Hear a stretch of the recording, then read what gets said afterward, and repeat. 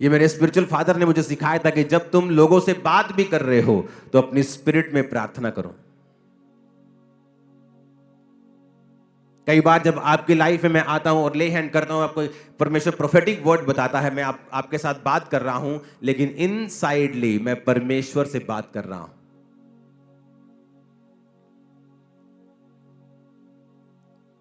एक पास्टर जिसकी सेवकाई से डॉक्यूमेंटेड मुर्दे चंगे हुए और जी उठे, उसको जब किसी ने पूछा आप कितनी प्रार्थना करते हैं, उसने कहा मैं हर वक्त प्रार्थना करता हूं। अब ये दो तरह के लोग इसमें भी होंगे। एक होंगे जो बोलेंगे नहीं मैं बैठ के प्रार्थना नहीं करता हूं, मैं चलता फिरता प्रार्थना करता हूं, परमेश्वर को हर वक्त याद रखता हूं। वो उस तरह की प्रार्थना नहीं है जिसकी मैं बात कर रहा हूं। जिस प्रेयर वाले हार्ट की मैं बात कर रहा हूं, उस लेवल तक आप कभी नहीं पहुंच सकते जब तक आप रोज 3-4 घंटे प्रार्थना नहीं करेंगे मिनिमम। क्योंकि अगर आप कहेंगे मैं बैठ के प्रार्थना नहीं करता हूं, मैं चलता फिरता करता हूं, आप एक अलग लेवल पे हैं, आप छोटे लेवल पे हैं। लेकिन जिस लेवल की मैं बात कर रहा हूं, जब आप रोज परमेश्वर के साथ उसको अपना समय देते हैं, आप उसको अपना मुंह दिखाते हैं, आप प्रभु के सामने खड़े होते हैं, और जब आप प्रार्थना से उठकर फिर अपने कामों में चले जाते हैं, अपने बिजनेस में, अपनी जॉब में, अपने डेली अफेयर्स में चले जाते हैं, तब आपका जो हृदय है वो प्रेयरफुल होना चाहिए। मोस्टली लोग ये नहीं समझते हैं कि इससे इसे इंटीमेसी कहते हैं, परमेश्वर के साथ हर वक्त प्रभु के साथ जुड़े रहना। ये जो मैं आपको बता रहा हूं, मैं जानता हूं ये आम इंसान के लिए पॉसिबल नहीं है, लेकिन मैं आपको ये बता देता हूं, यही एक रीजन है आपकी कैपेसिटी को ये बढ़ा सकता है, इतना काबिल बना सकता है कि दुनिया आपको देखने के लिए होगी। मैं आपको बता रहा हूं, ये मैं आपको अपनी लाइफ के सीक्रेट दे रहा हूं कि जब आप किसी से प्रार्थना आप बात कर रहे हैं, आप इनसाइडली परमेश्वर से प्रार्थना कर रहे हैं, और वो प्रार्थना सुनाई नहीं दे रही, आपके होंठ नहीं हिल रहे, आपका पूरा अटेंशन उस व्यक्ति की तरफ है, लेकिन इनसाइडली आप परमेश्वर के साथ अटैच्ड हैं और उससे बात कर रहे हैं। आप समझ पा रहे हैं कि नहीं? आप किसी से बात कर रहे हैं, लेकिन इनसाइडली आप प्रभु के साथ भी पूरे कनेक्शन में हैं उस समय। और ये चीज की प्रैक्टिस, ये चीज का अभ्यास आपकी लाइफ की जो कैपेसिटी है, अगर आपका बर्तन आज 100 लीटर का हो जाए, परमेश्वर कभी उसमें 50 नहीं रखेगा, वो 100 का 100 आपको देगा। और जो बातें मैं आपसे कर रहा हूं, ये आपको 1 से 4 नहीं है, 1 से 100 कर देगा। सडनली आपके बिजनेस के विषय में आपको आइडियाज आने लगेंगे, आपकी सेवकाई के विषय में परमेश्वर आपसे बात करने लगेगा, आपकी फैमिली के विषय में वो आपसे बात करने लगेगा। सडनली आपकी लाइफ में ऐसे ऐसे मोड़ आने स्टार्ट होंगे, आप समझ जाएंगे कि हाँ, परमेश्वर मेरी कैपेसिटी को बढ़ा रहा है, क्योंकि आपकी इंस्ट्रक्शंस, परमेश्वर की इंस्ट्रक्शंस आपके लिए, आपके जीवन के कदम, आपके नेक्स्ट कदम आपके चेंज होंगे, और आपको मालूम होगा कि बदलाव मेरी लाइफ में आ रहा है। आमीन। कहता जब राजा ने मुझसे कहा बता तुझे क्या चाहिए, कहता मैंने स्वर्ग के परमेश्वर से प्रार्थना करके कहा। कहां? अंदर। लोगों को लगता है कि ओके, मुझे एक जगह खरीदनी है, ओके बैंक में बैलेंस है सीए साहब, हाँ हाँ बैलेंस है, ओके मैं जाता हूं जगह खरीदता हूं, और सडनली वो क्या देखते हैं, अपने आप को ट्रबल में फंसा हुआ। चाहे आपके पास पैसा है, चाहे वो जगह तैयार है जो आपने लेनी है, लेकिन उससे पहले आपको प्रार्थना करनी है। आपके पास पैसा है, आप ऑपरेशन करवाने के लिए चले जाते हैं, लेकिन उससे पहले आपको प्रार्थना करनी है। जो प्रेयर हार्ट है, एक तो प्रार्थना करना रोज, वो तो आपने करनी, वो तो मैं आपको इतने सालों से वचन दे रहा हूं, लेकिन आज मैं आपको कह रहा हूं कि उस प्रार्थना के बाद अपना हार्ट जो है वो प्रेयर में कनेक्टेड रखना है परमेश्वर के संग। अब आप रास्ते में जा रहे हैं, आप बस में बैठे हैं, आप क्या करेंगे बस में बैठ के? जो रील्स हम देखते हैं वो हमारा टाइम वेस्ट करती हैं, लेकिन जो कनेक्शन हम परमेश्वर के साथ बिल्ड करेंगे वो हमारा फ्यूचर ही नहीं, हमारी जनरेशन के फ्यूचर को भी बिल्ड करता है। अब क्या देखना है, रील्स देखना है कि हमें अंदर से कनेक्टेड रहना है परमेश्वर के संग? जो प्रार्थना वाला हृदय जिसकी मैं बात कर रहा हूं, वो जब आप उस लेवल पे आ जाते हैं, आप परमेश्वर से, आपको ये जोर नहीं लगता। आपको ऐसा, कई लोगों को लगेगा ये पागलपन हो सकता है या ये ज्यादा ही कुछ ओवर नहीं हो गया। नहीं, आपको लगता है ये ओवर है, लेकिन बाद में जब आप इस बात को समझ जाते हैं और आप प्रभु के साथ कनेक्टेड रहते हैं, आप अपने परिवारों में भी रहेंगे, आप काम भी करेंगे, अपनी ड्यूटीज भी पूरी करेंगे, आप आनंदित भी रहेंगे, आप क्रिकेट भी खेलेंगे, सब कुछ होगा। लेकिन जो आप करते हैं आप कीजिए, लेकिन आप इनसाइडली आप पूरी तरह से परमेश्वर के साथ इंटीमेसी में होंगे और परमेश्वर आपसे बात करते रहेंगे, पवित्र आत्मा आपको गाइड करता रहेगा, आप कभी नीचे नहीं आएंगे, शैतान कभी आपका नुकसान ना कर पाएगा, मैं आपको बता रहा हूं। और ये पॉसिबल है, ये पॉसिबल है कैसे? वचन के साथ कनेक्टेड रह के। अब यहां पर जब वो प्रार्थना करता है तो क्या कहता है? प्रभु तेरे वचन में लिखा है, कहता मैं उपवास करता रहा और प्रार्थना करता रहा कि वो जो हमने पाप किया था, हमने बुराइयां की थी, जो ज्ञान विधियां नियम तूने मूसा को दिए थे हमने नहीं माने, हम अपनी ही गलती की वजह से इस बंधुआई में पड़े हैं। उसने वचन के साथ परमेश्वर के साथ प्रार्थना की। आज किन लोगों को शैतान धोखा देता है? जो वचन में नहीं है, जिनको वचन की नॉलेज नहीं है, जो ये नहीं जानते कि परमेश्वर के वचन में अगर लिखा है आप उसके लिए प्रार्थना कैसे कर सकते हैं। अगर आपको पता है व्यभिचार पाप है, आप प्रार्थना कैसे कर सकते हैं कि प्रभु अगर तेरी इच्छा है तो? प्रभु तो पहले बता चुका है ये पाप है, ये व्यभिचार है। और जब हम वचन के साथ अटैच नहीं रहते हैं, हम बाइबल के साथ जुड़े नहीं रहते हैं, तब शैतान के पास मौका होता है हमें मिसगाइड करने का और हमारी लाइफ में से उन ब्लेसिंग्स को खत्म करने का और हमें गलत रास्ते में लेके जाने का। और उसके बाद जब वो गलत रास्ते में जाते हैं तो वचन कहता है उसका परिणाम नाग दोना सा कड़वा है। क्या कोई हो सकता है कि छाती पर अंगारे रख ले और उसको जले ना? फिर वो परिणाम होगा ही होगा, इसमें कोई शक नहीं। ऊंची आवाज में कहो हालेलुया।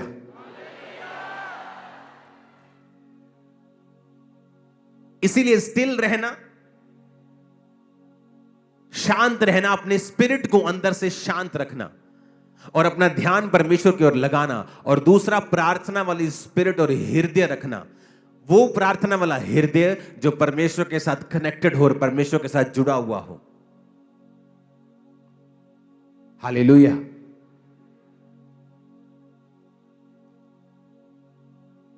जब आप परमेश्वर के साथ कनेक्टेड होते हैं, फिर आपको फेसबुक से डाटा लेकर प्रोफेसी करने की जरूरत नहीं पड़ेगी। आपको लोगों को मूर्ख बनाने की जरूरत नहीं पड़ेगी। उसके बाद आप फिर परमेश्वर का दंड लें, ऐसी नौबत नहीं आएगी। आप किसी के सामने बैठे हैं और आप जब उनसे बात कर रहे हैं, आप अंदर परमेश्वर के साथ कनेक्टेड हैं और आप अंदर परमेश्वर से पूछ रहे हैं कि परमेश्वर इस व्यक्ति के बारे में मेरे ऊपर जानकारी तू शेयर कर, जाहिर कर। आप अंदर से प्रार्थना कर रहे हैं और आप उनकी बात भी सुन रहे हैं और सडनली परमेश्वर का आत्मा आपसे बात करता है। मैं उस इंटीमेसी की बात कर रहा हूं जो आप सड़क पे चल रहे हैं और अंदर से आप परमेश्वर के साथ कनेक्टेड हैं। आप प्लेन में हैं और प्रभु के साथ कनेक्टेड हैं। आप सिर्फ उस समय कनेक्टेड नहीं है जिस समय आप प्रार्थना कर रहे हैं, और प्रार्थना करने के बाद फिर आप पूरी तरह से वही कर रहे हैं जो संसार कर रहा है। मैं उस तरह की बात नहीं कर रहा हूं। मैं आपको जो वचन दे रहा हूं, ये आपके बर्तनों को, आपकी कैपेसिटी को इतना बड़ा कर देगा कि आप उस लेवल पर रह ही नहीं सकते। आपको नेक्स्ट लेवल पे जाना ही जाना है, इसी साल जाना है। आमीन। कनेक्शन परमेश्वर के साथ, इंटीमेसी को रखना अपने अंदर से।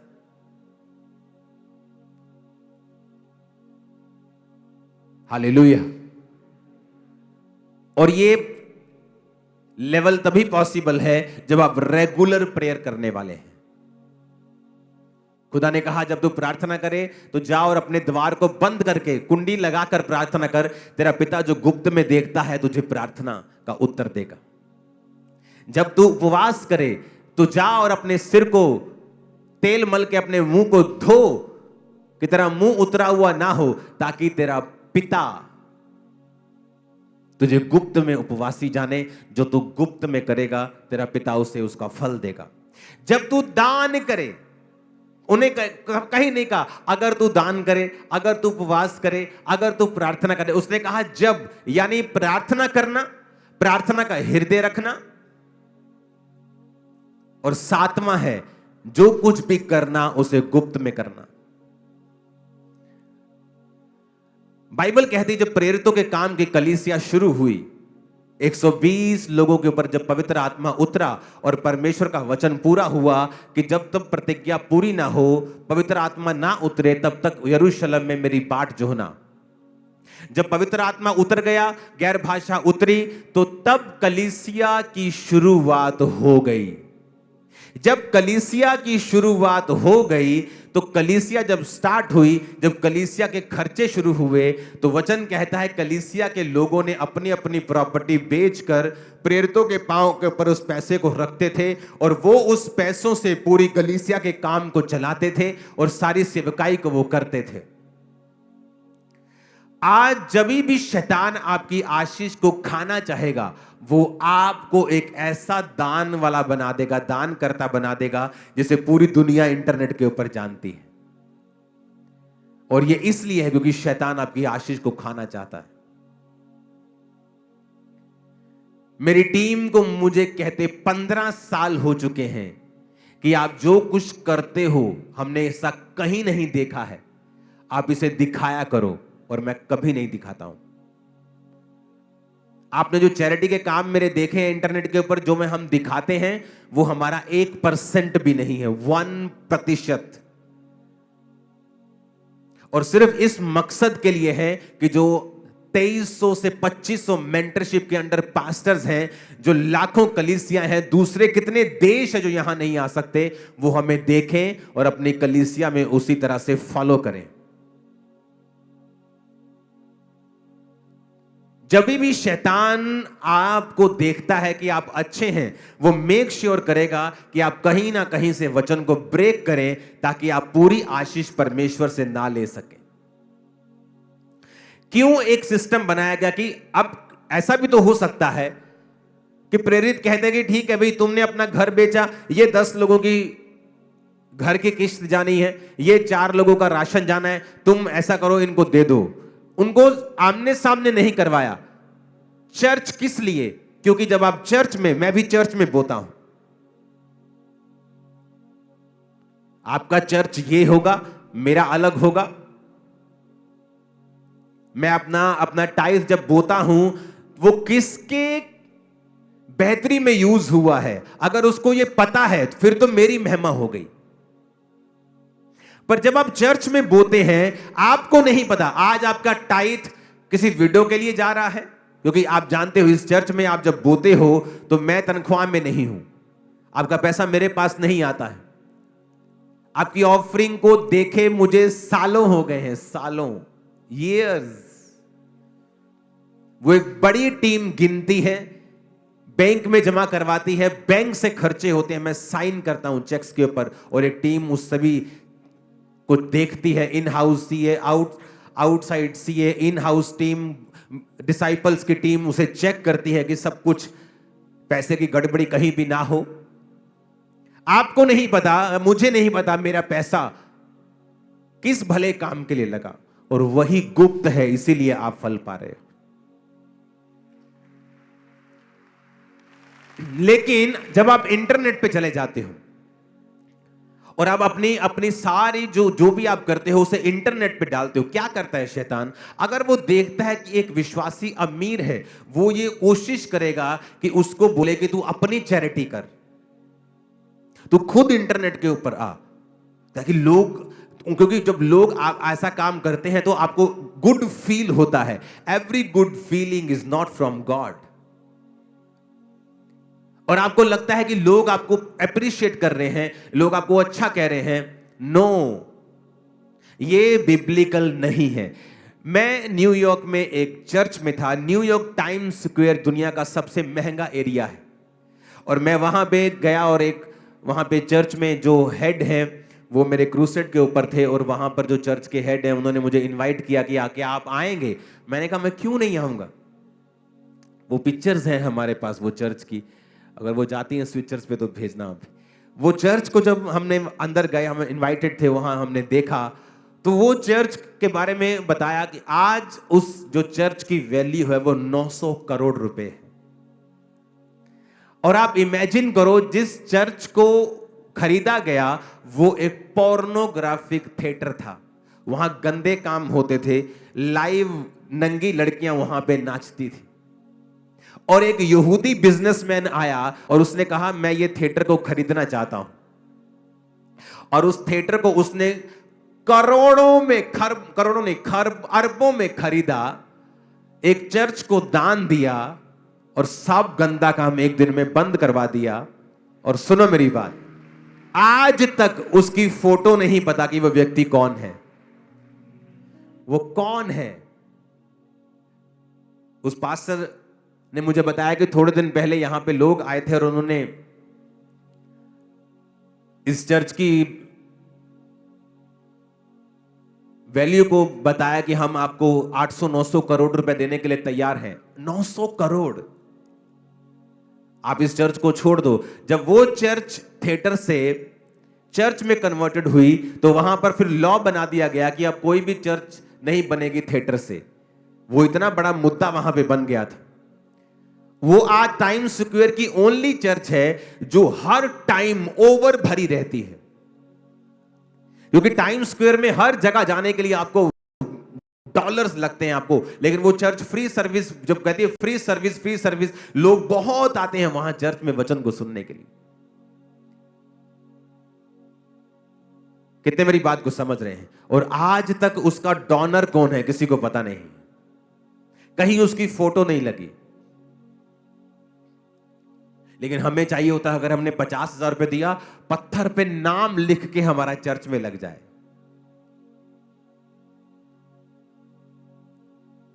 कितने मेरी बात को समझ रहे हैं?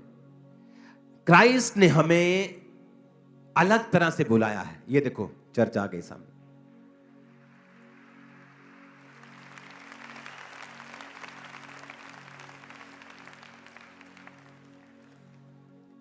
क्या सुंदर चर्च है, देखा आपने?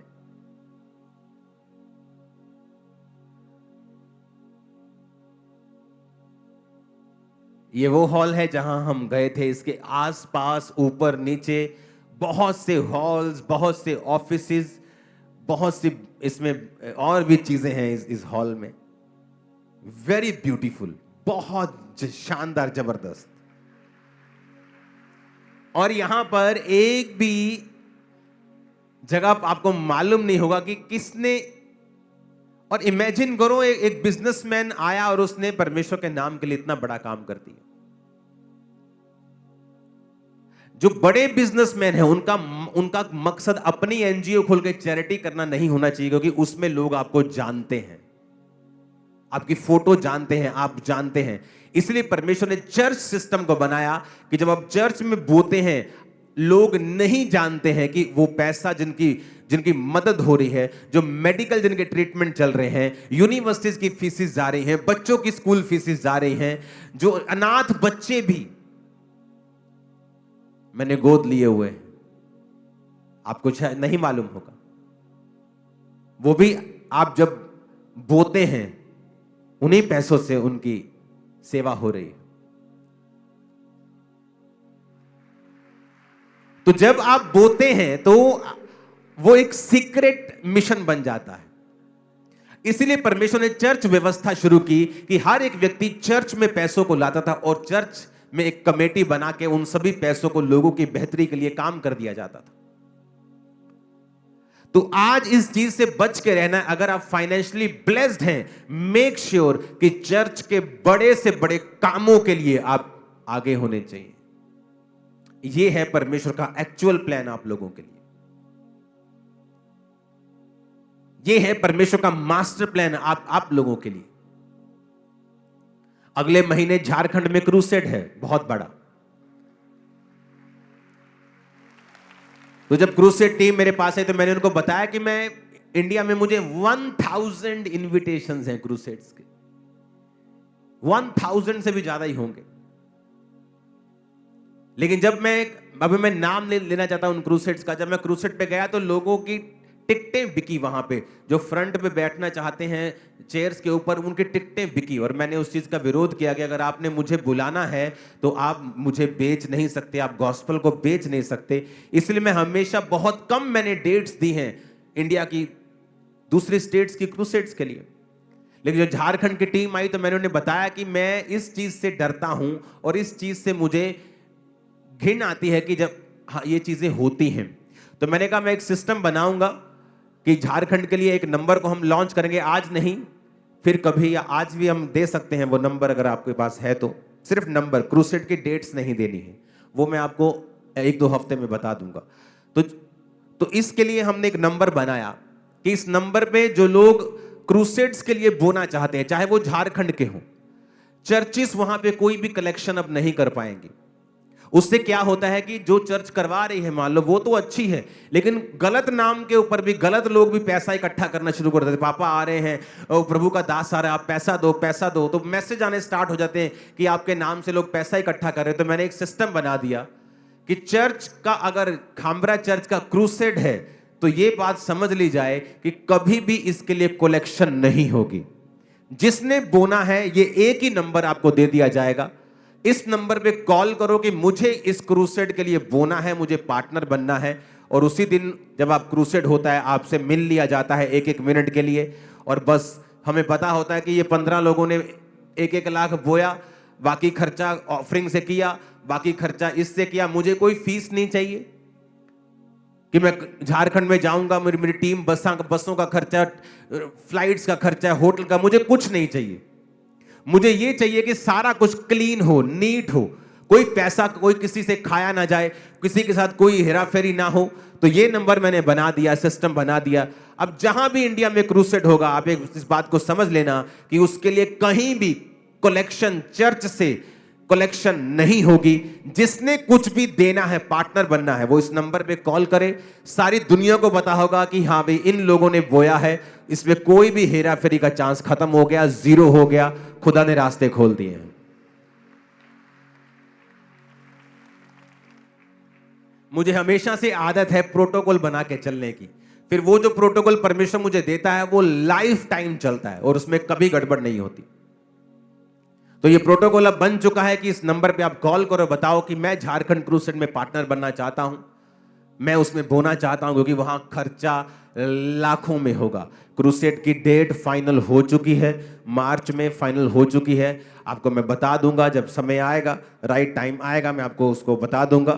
तो ये नंबर नोट करके जब भी क्रूसेड होगा आपको ये नंबर पे कॉल करनी है कि मैं इस क्रूसेड के लिए जो मेरे एरिया में हो रहा है, अब पठानकोट में होगा या फिरोजपुर में होगा, यहाँ होगा, ईस्ट में होगा, जहां जहां भी क्रूसेड्स होंगे, तो ये नंबर होगा। इसी नंबर पे आप पार्टनर बनेंगे। सबको पता होगा कि हाँ भी इसने इसी नंबर पे बोया है, कोई और कलेक्शन जो है नहीं है। इस नंबर के अलावा आपने कहीं और कलेक्शन में हिस्सा दिया है तो वो चर्च का हिस्सा नहीं है, ताकि कोई भी व्यक्ति चर्च के नाम पर किसी से धोखाधड़ी ना कर सके। जितनी ताकत है तारीफ कर दो खुदावंद।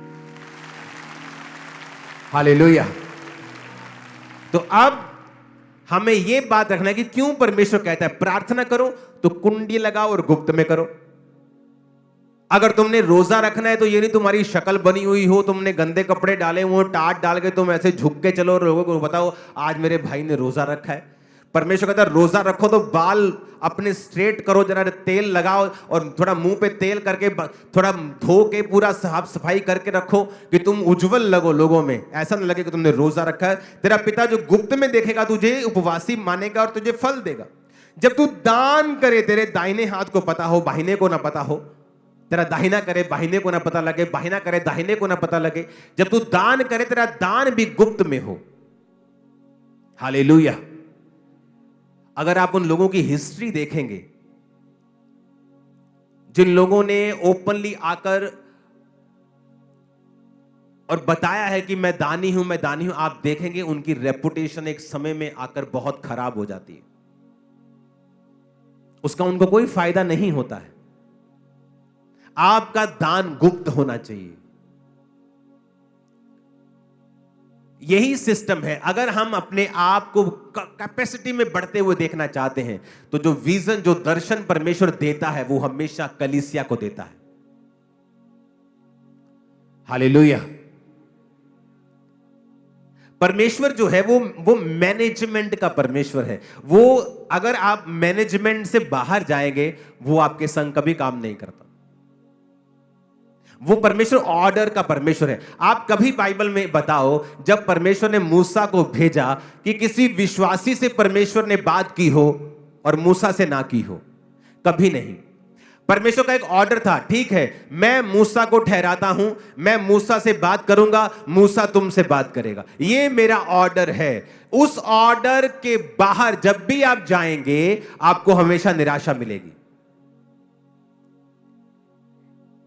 एक कपल मुझसे मिलने के लिए आए, पास्टर थे और उनकी वाइफ थी, और पास्टर ने डाइवोर्स फाइल कर दिया अपनी वाइफ के खिलाफ। जब उनसे मैं मिला तो मैंने जब उनको देखा तो वही ऑर्डर के खिलाफ चलना। क्या ऑर्डर था कि पास्टर ने कहा जब वो प्रेग्नेंट थी कि तू जा और अभी जाके डॉक्टर के पास जाके इसकी डिलीवरी करवा। डॉक्टर ने कहा तू लेट हो गई है, तू इसकी डिलीवरी कर। उस औरत ने कहा नहीं मैं परमेश्वर से पूछूंगी। जब बात हुई तो इसका रीजन यह था कि वो उसकी जो मम्मी थी औरत की, वो उसको गाइड करती थी बहुत, और वो अविश्वासी थी। तो उसने कहा प्रभु से मैं पूछूंगी। और जब उनके बेटा नहीं था, बेटियां ही थी, जब वो लेट हो गई औरत, तो वो जो बेबी बॉय था पेट में वो मर गया, उसकी डेथ हो गई। और जब वो मुझसे मिले तो मैंने कहा कि जब तेरा हस्बैंड इस बात को कह रहा है जा, तो तुझे पता है कि ये उसकी नहीं, ये परमेश्वर की आवाज है तेरे लिए, क्योंकि परमेश्वर का ये ऑर्डर है कि वो आदमी के जरिए एक हाउस होल्ड से बात करेगा। औरत को जो आदमी ने बनाया है वो कभी मेंटेन नहीं कर सकता, औरत उसको मेंटेन करके रखती है।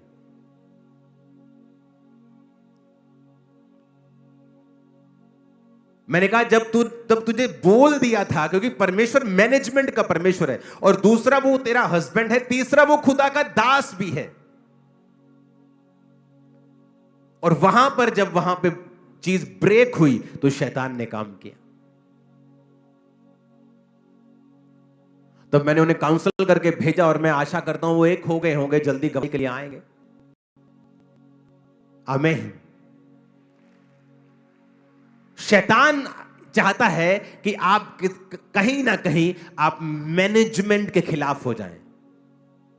मूसा ने एक औरत से शादी की और लोग उसके खिलाफ हो गए, क्योंकि वो वचन के खिलाफ था, या दूसरी जाति की वो थी, या कुछ रीजन इसका हो सकता है। परमेश्वर ने कहा अगर मूसा ने गलती की, तुम्हें किसने ठहराया कि तुम मूसा की इंसल्ट करो? और मरियम कोड़ी हो गई। तब उनको समझ आया कि जो परमेश्वर ने ठहराया है आप उसका विरोध नहीं कर सकते, क्योंकि ये उसके मैनेजमेंट का, उसके सिस्टम का विरोध होगा। जब भी परमेश्वर आपको ब्लेस करता है वो आपको मैनेजमेंट के नीचे रखता है। बहुत से लोग हैं पुराने समय में जो मैनेजमेंट के खिलाफ चले और आज अपनी जिंदगी में फेलियर बन के बैठे हैं, कहीं नहीं पहुंचे। उनके बाद के आए बच्चे उनसे कहीं अधिक ब्लेस्ड हैं, कहीं अधिक अनॉइंटेड हैं। वो काबिल भी थे, समझते भी थे, लेकिन इसका मतलब यह नहीं है कि आप काबिल हैं तो आप बुद्धि वाले हैं तो आप परमेश्वर की ठहराई चीजों के खिलाफ चल पाएंगे। हालेलुया। हमें यह समझना होगा कि परमेश्वर ने एक मैनेजमेंट को ठहराया है, एक चर्च ठहराया है, और वो चर्च जो गॉस्पल सेविंग में है, जो सोल सेविंग में है, गॉस्पल गिविंग में है, जो काम कर रहा है, जो हर तरह की चैरिटी कर रहा है, हमें उस मैनेजमेंट के नीचे रहना है। पैसे के मामले में, सेवा के मामले में, प्रार्थना के मामले में, उपवास के मामले में, हर तरह से। और जैसे ही आप ये करना शुरू करेंगे आपकी कैपेसिटी को वो बढ़ाएगा। एक ऐसा आइडिया आपके दिमाग में आएगा जो पहले कभी ना आया होगा। आमीन। ऊंचे वाला चाहिए चर्च। आई थिंक इस वचन को आपको दोबारा सुनना चाहिए एक बार घर जाके, क्योंकि ये वाकई परमेश्वर की ओर से है और आप अपनी लाइफ में अपनी कैपेसिटी को बढ़ा हुआ देखेंगे। जो मैं आपको दे रहा हूं ये परफेक्ट वर्ड है। अगर आप इसे फॉलो करेंगे तो बिना रिजल्ट के आप नहीं रह पाएंगे। आमीन। एक दिन एक पास्टर मुझसे मिलने के लिए आए दूर जगहों से, और जब मैंने उनको सारी चर्च की चीजें दिखाई, इधर उधर जो पूरी तरह से हम फैले हुए थे, तो दिखाया, और प्रेयर माउंटेन, उसने कहा मैंने आपकी लाइफ में रिलैक्सेशन देखी है, इतना काम करने के बावजूद भी ये बहुत इम्पॉसिबल चीज मैं देख रहा हूं कि कहीं क्रूसेड्स हो रहे हैं, कभी मीटिंग्स होने की, फॉरेन क्रूसेड्स हो रहे हैं, सब जगहों पे बात चल रही है, कंस्ट्रक्शंस हो रही हैं, काम हो रहे हैं, गॉस्पल हो रही है, सुसमाचार रोज 500-700 लोग रोज जा रहे हैं, लाखों लोगों को सुसमाचार दे रहे हैं, मीडिया के जरिए काम, लेकिन आप रिलैक्स कितने हैं? और मैं एक्टिंग नहीं कर रहा हूं, मैंने कहा मैं ऐसा ही हूं, अब मैं ऐसा हो गया हूं। आपकी कैपेसिटी को परमेश्वर बढ़ाते हैं जब आप ये वर्ड फॉलो करते हैं। आमीन। अपने हाथों को उठाओ। आई थिंक आज के लिए इतनी खुराक काफी है। अगली खुराक आपको मैं थर्सडे दूंगा। उठाओ अपने हाथों को।